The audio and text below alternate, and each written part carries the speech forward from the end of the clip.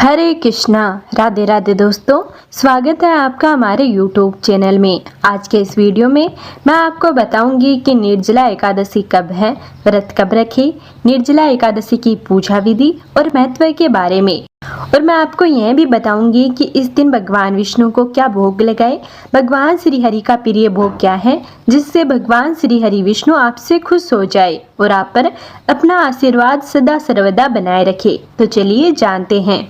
हमारे हिंदू धर्म में एकादशी तिथि को बेहद महत्वपूर्ण माना जाता है। साल भर में कुल 24 एकादशी होती हैं। ये सभी एकादशी भगवान श्री हरि विष्णु को समर्पित होती हैं। इस दिन भगवान विष्णु की पूजा आराधना की जाती है और ऐसी मान्यता है कि जो भी भक्त सच्चे मन से भगवान विष्णु का व्रत और पूजा आराधना करता है उसके सारे कष्ट दूर हो जाते हैं और भगवान विष्णु की कृपा से सभी मनोकामनाएं पूरी होती हैं।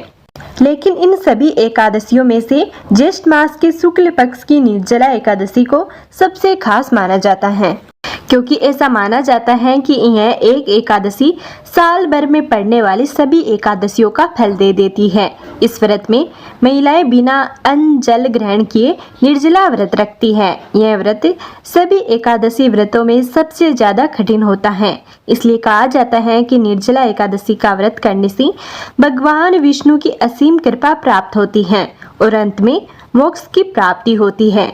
महाभारत काल में भीमसेन ने भी निर्जला एकादशी का व्रत रखा था, जिसके कारण इसे भीमसेनी एकादशी और मोक्षदायिनी एकादशी भी कहते हैं। निर्जला एकादशी के दिन भगवान विष्णु के साथ साथ धन की देवी माता लक्ष्मी की भी पूजा की जाती है, जिससे घर में सुख समृद्धि आती है। इस बार ज्येष्ठ मास की निर्जला एकादशी की शुरुआत होगी 6 जून शुक्रवार रात 2:15 पर और वहीं एकादशी तिथि का समापन होगा 7 जून शनिवार को सुबह 4:47 पर। ऐसे में उदय तिथि होने के कारण इस बार 6 जून शुक्रवार को निर्जला एकादशी का व्रत रखा जाएगा। एकादशी व्रत का पारण द्वादशी तिथि पर किया जाता है। ऐसे में 7 जून शनिवार के दिन एकादशी के व्रत का पारण किया जाएगा। तो चलिए अब जानते हैं पूजा विधि के बारे में। निर्जला एकादशी के दिन सुबह जल्दी उठे, उसके बाद स्नान करके संभव हो तो पीले रंग के वस्त्र धारण करें, क्योंकि पीला रंग भगवान विष्णु का प्रिय रंग होता है। इसके बाद आप मंदिर और पूजा घर की अच्छे से सफाई करें। इसके बाद आप एक चौकी लेकर चौकी पर पीला रंग का वस्त्र बिछा ले। देखिए, आप यह चौकी मंदिर में भी लगा सकते हैं या फिर चाहे तो अलग से भी लगा सकते हैं और अपने मुख को आप उत्तर या पूर्व दिशा की ओर रखें। उसके बाद आप चौकी पर भगवान विष्णु की फोटो या मूर्ति जो भी आपके पास हो उसे विराजमान कर ले। चौकी पर फूल बिछा ले। हो सके तो आप पीले रंग के फूलों का प्रयोग करें। साथ में ही भगवान गणेश की भी मूर्ति स्थापित कर ले। उसके बाद आप एक कटोरी में तिल ले ले। इसकी जगह आप जौ गेहूं का भी उपयोग कर सकते हैं। देखिए, एकादशी में चावल का उपयोग नहीं किया जाता है। आप बिल्कुल भी चावल का उपयोग न करें। उसके बाद आप एक घड़ा ले।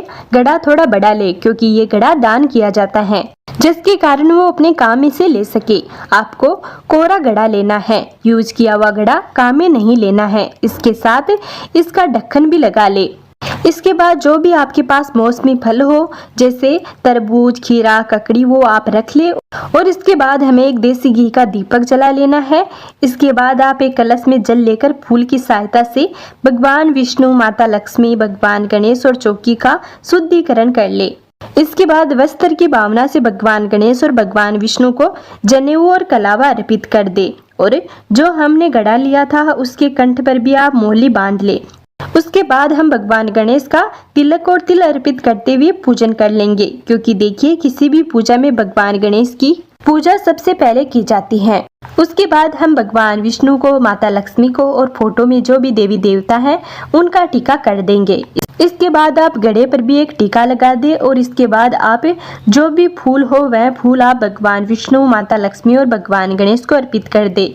इसके साथ ही भगवान विष्णु के पूजन में इत्र बहुत जरूरी होता है, तो आप सभी को इत्र अर्पित कर दे। इसके साथ ही आप भगवान विष्णु को तुलसी अर्पित जरूर करें, क्योंकि भगवान विष्णु तुलसी के बिना अपना कोई भी भोग ग्रहण नहीं करते हैं। और आपको साथ ही इस बात का ध्यान रखना है कि गणेश जी को तुलसी अर्पित न करें। इसके बाद आपके पास जो भी फल हो उनका भोग लगाएं। इसके साथ ही आप चौलाई के लड्डू का भी भोग लगा सकते हैं या फिर जो भी आपके पास फल हो उसका भोग लगा दे, पानी अर्पित करें। देखिए, निर्जला एकादशी के दिन अन्न ग्रहण नहीं किया जाता है, ना ही अन्न का भोग लगाया जाता है। इसके साथ ही आप गड़े के साथ कपड़े का भी दान कर सकते हैं और चीनी का भी।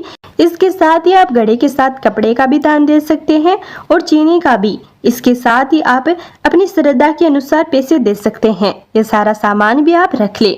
इसके बाद आप जो भी श्रद्धा हो वो आप दान कर सकते हैं। अब आप हाथ में थोड़े फूल या तिल लेकर एकादशी व्रत की कथा सुन ले या पढ़ ले।